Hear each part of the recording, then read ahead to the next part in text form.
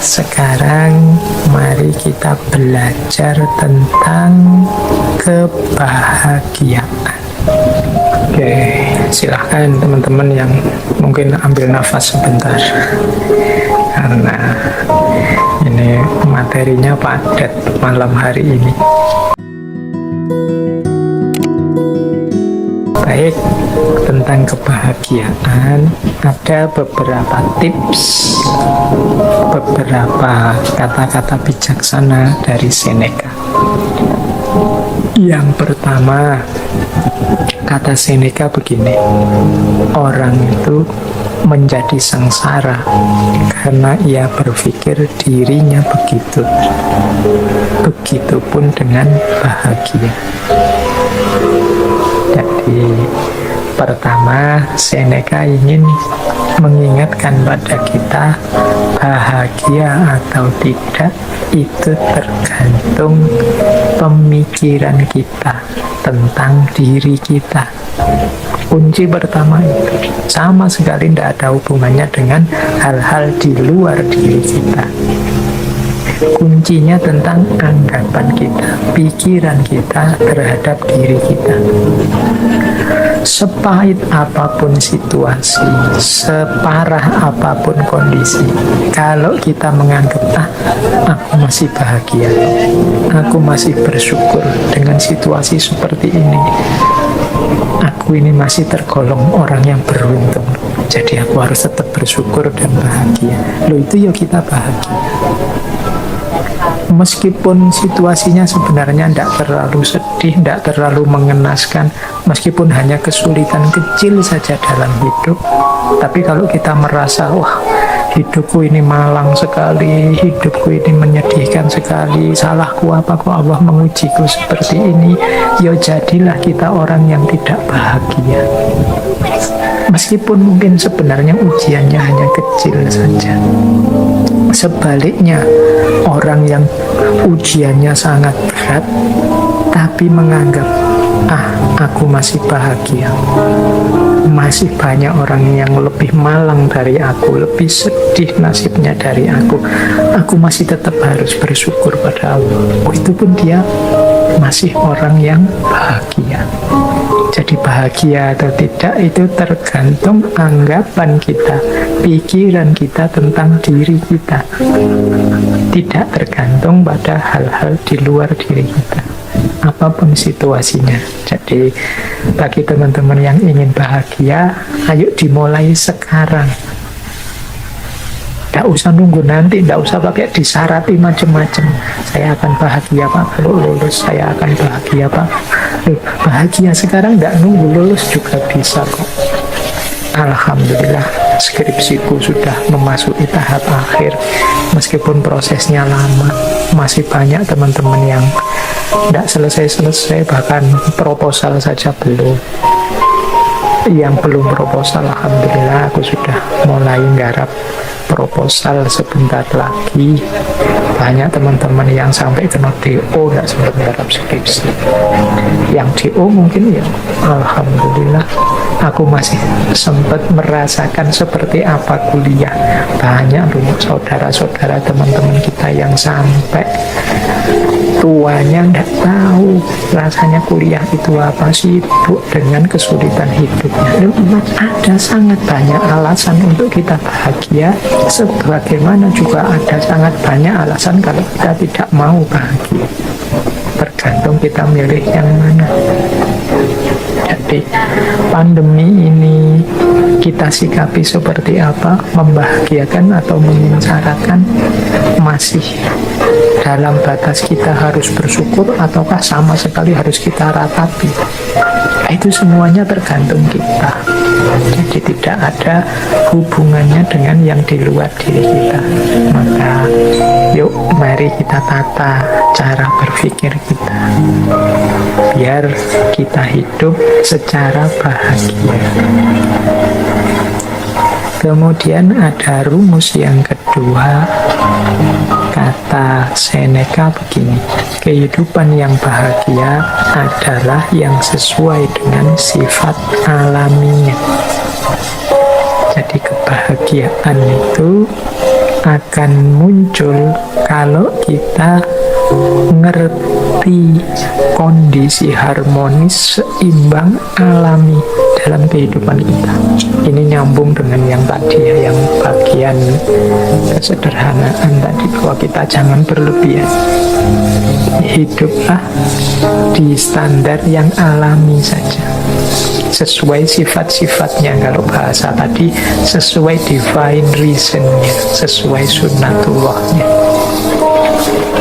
Ya, kita kuatnya makan berapa, kuatnya tidur berapa, berapa persen kita harus tidur, berapa persen harus makan, berapa persen harus istirahat, berarti untuk belajar berapa, untuk ibadah berapa. Standar saja, yang alami-alami saja. Makan yang menguntungkan untuk tubuh, caranya seperti apa, bahannya apa saja, gimana caranya agar tidak kekurangan atau berlebihan, itu standar-standar alami. Kalau kita bisa hidup dengan standar yang alami tadi, ya mudahnya tidak kekurangan, tidak berlebihan, insya Allah kita akan bahagia. Yang ketiga, kata Seneca begini, berbahagialah mereka yang dapat bertahan di saat menerima keberuntungan dan ketidakberuntungan. Jadi mental ketiga yang melahirkan kebahagiaan adalah penerimaan. Di antara sumber ketidakbahagiaan kita adalah kita tidak terima dengan situasi yang padahal sudah nyata kita hadapi. Kita tidak mau ngaku, kita tidak mau menerima bahwa oh iya, sekarang memang situasinya seperti ini. Oh iya, sekarang memang kondisinya begini. Mari kita terima dulu kenyataan hidup. Kalau orang Jawa menyebut kasunyatan. Mari kita terima dulu apapun situasi yang memang sudah jelas kita hadapi. Ini akan membuat kita bahagia, bahwa untuk selanjutnya, wah, saya harus mengubahnya jadi lebih baik, saya harus memperjuangkannya agar lebih berkualitas, monggo. Tapi pertama-tama mari kita terima dulu apapun situasinya. Jadi kalau bahasa psikologisnya, jangan denial, jangan menyangkal. Kalau memang faktanya sudah terjadi, bukti nyatanya sudah kelihatan, ya kita terima. Biar tidak gelisah jiwa kita, tidak bingung. Jadi, apakah itu jenisnya keberuntungan atau ketidakberuntungan? Ini lebih kondusif untuk kebahagiaan hidup kita dibandingkan kalau kita menolak terus, kita curiga terus, kita membantah terus, tidak terima terus. Itu secara psikologis tidak kondusif, membuat kita tidak bahagia. Akan lebih baik kalau kita terima. Pak, kalau kita dibohongi, akhirnya gimana Pak? Ya enggak apa-apa, kita akui saja bahwa kita memang dibohongi. Besok semoga saya enggak dibohongi lagi, berarti saya harus belajar. Itu lebih membahagiakan daripada sejak awal kita curiga, terus curiga itu pasti enggak bahagia. Suuzon itu pasti tidak membahagiakan. Kemudian hasilnya memang dibohongi, terus marah-marah. Ini juga tidak membahagiakan. Diakui saja fakta, berarti aku ini kurang pinter, aku ini kurang jeli, aku ini ternyata yang aku anggap aku ini pinter, ternyata aku masih bisa dibohongi, berarti aku ini memang manusia yang lemah. Sejak saat ini aku akan belajar biar tidak dibohongi. Itu mungkin lebih kondusif untuk hidup kita dibandingkan kita menyangkal terus, denial terus terhadap fakta yang memang sudah nyata kita hadapi. Lebih menenteramkan. Ini untuk level individu ya, level psikologi kita masing-masing. Mungkin kalau nanti urusannya beda, mungkin level sosial atau politik atau ekonomi logikanya mungkin berbeda, tapi untuk kenyamanan kebahagiaan hidup kita, penting bagi kita untuk mengakui dan menerima situasi yang kita hadapi, baik bentuknya keberuntungan maupun ketidakberuntungan. Nah, yang keempat, ini ada rumus dari Seneca begini. Keberuntungan itu adalah apa yang terjadi saat persiapan bertemu kesempatan. Ini rumusnya unik ya. Kita dulu sering mendengarkan kalimat kejahatan itu terjadi kalau ada niat dan ada kesempatan. Ini kata Seneca bukan tentang kejahatan, tapi tentang keberuntungan hidup. Keberuntungan hidup itu akan terjadi kalau persiapan bertemu kesempatan. Jadi kalau kita ingin hidupnya beruntung dan bahagia, berarti apa? Ayo kita mempersiapkan diri. Sehingga ketika kesempatan datang, kita bisa memanfaatkannya untuk kepentingan kita. Itulah namanya beruntung. Untuk hal apa saja yang kita inginkan jadi target-target kita. Kalau tadi di depan ada tujuan hidup kita, mari kita siap-siap. Jangan sampai kesempatannya datang kita belum siap. Atau sebaliknya juga, persiapan kita sudah matang, kesempatannya tidak datang. Hanya saja kalau kesempatan kan kita tidak menguasai sendiri. Kesempatan itu kadang datang dari luar diri kita. Tapi kalau persiapan itu kita sepenuhnya yang melakukan. Jadi mari siap-siap. Sampean ingin apa?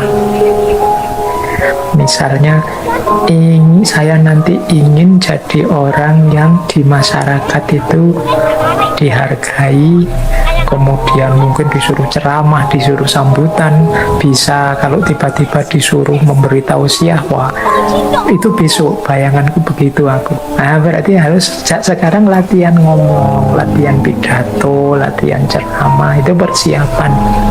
Siapa tahu tiba-tiba ketemu momen, monggo mas memberi sambutan, memberi tausiah, ini Pak Yainya tidak datang, lu kita sudah siap. Itu kan keberuntungan.